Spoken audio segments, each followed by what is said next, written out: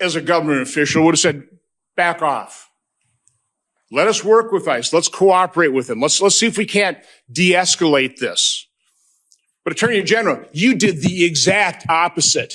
And 2 people are dead because you encouraged them to put themselves into harm's way. And now you're exploiting those 2 martyrs. That was a tragedy. That was Wisconsin fascist Senator Ron Johnson trying to gaslight the ever-living fuck out of us by blaming Minnesota Attorney General Keith Ellison, that it was Ellison's fault that Renee Nicole Good and Al. Well, despite what Homan said, Minnesota is not okay. Well, despite what Homan said, Minnesota is not okay. A lot of the cameras, the reporters, and the eyes of the nation have moved on to other stories.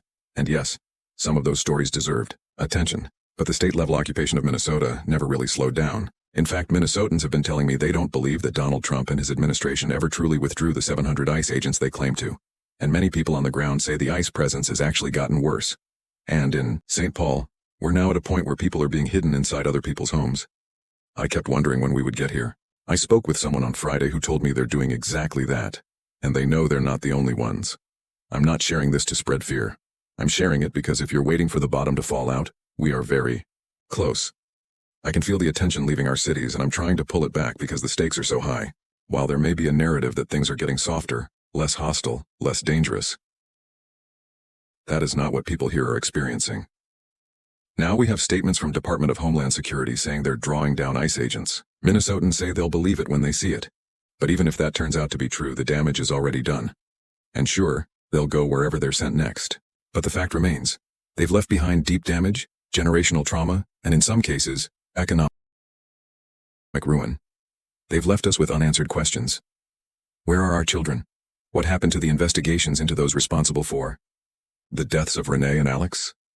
Yes, Renee and Alex. Remember when we heard last week that the Trump administration would cooperate and share information from both crime scenes? Well, that hasn't happened. I've been speaking with the Minnesota Bureau of Criminal Apprehension, the BCA, and as of February 12th, investigators say they still have not received access to any crime scene evidence from the Federal Bureau of Investigation, or DHS. But sure, some people want to say this is all the fault of Attorney General Keith Ellison, right? Let us work with ICE. Let's cooperate. Let's de-escalate. That's the argument. But then we hear lawmakers speaking with the Minnesota Bureau of Criminal Apprehension, the BCA, and as of February 12th, investigators say they still have not received access to any crime scene evidence from the Federal Bureau of Investigation, or DHS. But sure, some people want to say this is all the fault of Attorney General Keith Ellison, right? Let us work with ICE. Let's cooperate. Let's de-escalate. That's the argument. But then we hear lawmakers like Ron Johnson framing this as though cooperation has been the goal all along, while ignoring what people are actually living through. The reality is many feel they're being gaslit while atrocities are happening in plain sight. And on the same day those drawdown statements were released, people reported ICE agents all over the Hennepin County Medical Center, even standing armed beside critically ill patients. Healthcare workers describe intimidation and fear just from trying to do their jobs.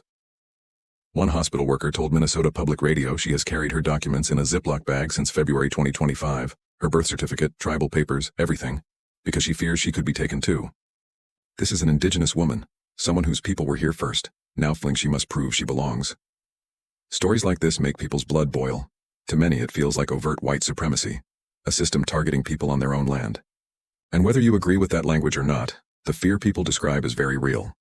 So yes, it may be good news that Governor Tim Walz and DHS claim the ICE occupation is ending in Minnesota, but people are wary. Once you've lived through something like this, trust doesn't come easily. And many believe these squads won't disappear, they'll simply be moved elsewhere. Families are hurting right now. Parents haven't gone to work, kids haven't gone to school, some people are afraid to even leave the house, others are hiding in friends' homes. Financial strain is building. Rent, groceries, basic survival. There are organizations trying to help. The Minnesota Immigrant Rights Action Committee, Immigrant Defense Networks providing legal counsel, the Immigrant Law Center, advocates for human rights, and many more. If you want to help, resources can be found through community sites like standwithminnesota.com and mutual aid networks supporting impacted families.